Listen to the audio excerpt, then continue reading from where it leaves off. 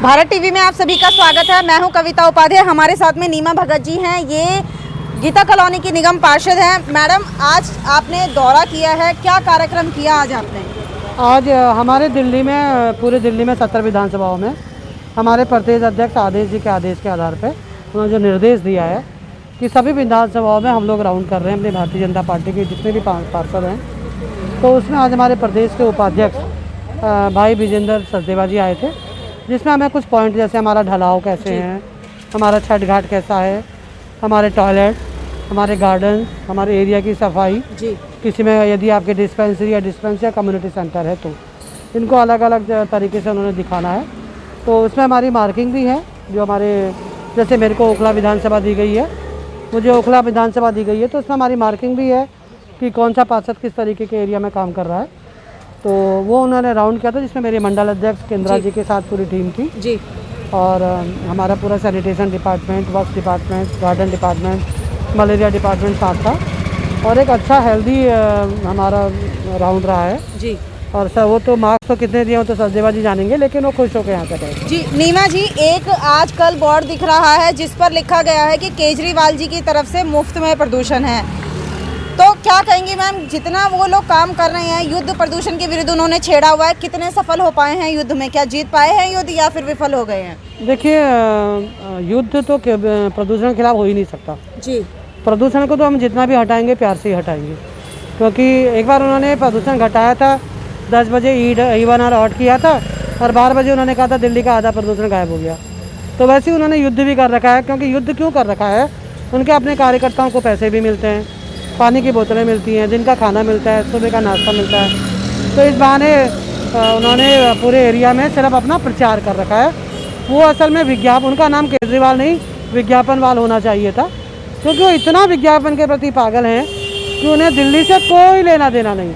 यदि वाकई में उन्होंने प्रदूषण की व्यवस्था की होती तो आज दिल्ली का जो दम घुट रहा है, बार बार बहाने बनाते हैं कि प्रदेश दूसरे स्टेट से पराली जल रही है इसलिए दम घुट रहा है। पराली तो सालों से जलती आई है और पराली से तो 5 या 10% का पॉल्यूशन होता है, लेकिन जो जमुना आपने देखा होगा जो एक नाला बन चुके हैं उसके लिए आपने क्या किया? जी। हमारे एरिया में सीवर बर्बाद हो रहे हैं उसके लिए आपने क्या किया?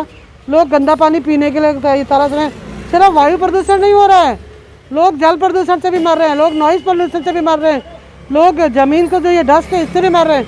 मतलब उन्होंने पूरी दिल्ली को प्रदूषित करके रख दिया और बोल दिया कि युद्ध। आपकी सच्चाई बताऊं, उनका खुद से युद्ध चल रहा है कि मैंने इतना गलत काम कर दिया फिर भी पब्लिक मेरे को कैसे जिता रही है।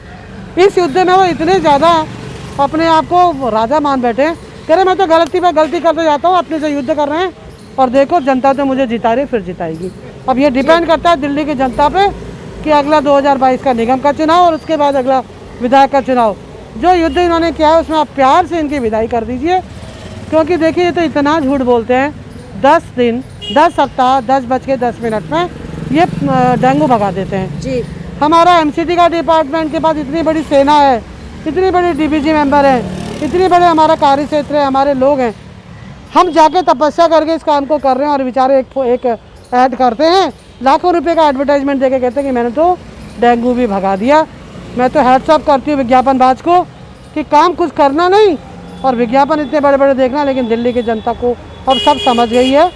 जिस तरीके से आपने देखा होगा बिहार में, जी, बिहार का जवाब बिहार की जनता ने दिया। 4 बार वहाँ पर नीतीश भाई की सरकार हमारे साथ थी। हम कैसे बधाई देंगे बिहार में NDA की सरकार के लिए? 2022 को जितवा के हम उनको बधाई देना चाहते हैं। आप देखिए, सिर्फ बिहार ही नहीं, आप गुजरात देखिए, आप मध्य प्रदेश देखिए, आप उत्तर प्रदेश देखिए, हर जगह जनता ने हमारी सरकार को सराहा है और हम अपने निगम में भी बहुत अच्छा कार्य कर रहे हैं, फिर भी ये झूठ बोलते हैं। अभी इनका एक एडवर्टीजमेंट आया था कि नई पुराना दिल्ली MCD ने 14,000 करोड़ रुपया देना है और नीचे लिख दिया था आज तक 1400 करोड़। 1400 करोड़। और जब उनसे पूछा गया आज तक वालों से, उन्होंने कहा हमने तो ऐसी कोई न्यूज़ चलाई भी नहीं। जो इस कदर झूठ बोल सकते हैं, आप सोचिए वो जनता की भीड़ में कितना चूरा भौंक रहे होंगे, जनता सब समझ। हमारे साथ में मंडल अध्यक्ष हैं गीता कॉलोनी के सुरेंद्र जी। सुरेंद्र जी, किस तरीके से कहेंगे बिहार में जीत हुई है व्यापक तौर पर, क्या जीत है ये? एक कार्यकर्ता के तौर पर आप क्या कहेंगे? बिहार की जीत को लेके मैं एक लाइन में ही ये क्लियर करूंगा कि सच्चे का बोलबाला और झूठे का मुंह काला। जिस प्रकार से इन्होंने चलाया था कि जो है मोदी सरकार ने कुछ नहीं किया। वो बिहार की जनता ने जवाब दिया है कि मोदी सरकार की जो योजनाएं आई हैं, चाहे वो उज्ज्वला योजना थी, चाहे वो बैंकों को लेकर, और इतने जो जनधन योजना जो इतने लाखों करोड़ों खाते खुलवाए, ये सारी चीज़ें समाज देख रहा था, पब्लिक देख रही थी।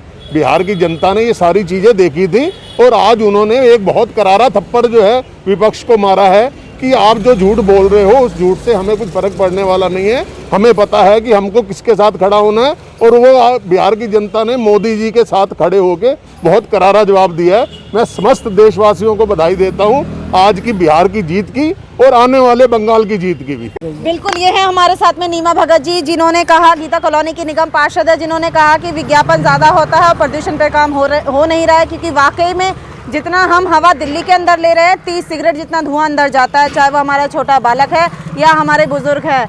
अब देखना होगा कि हमारे स्वास्थ्य के साथ में जो खिलवाड़ चल रहा है उस पर कौन जवाब देगा।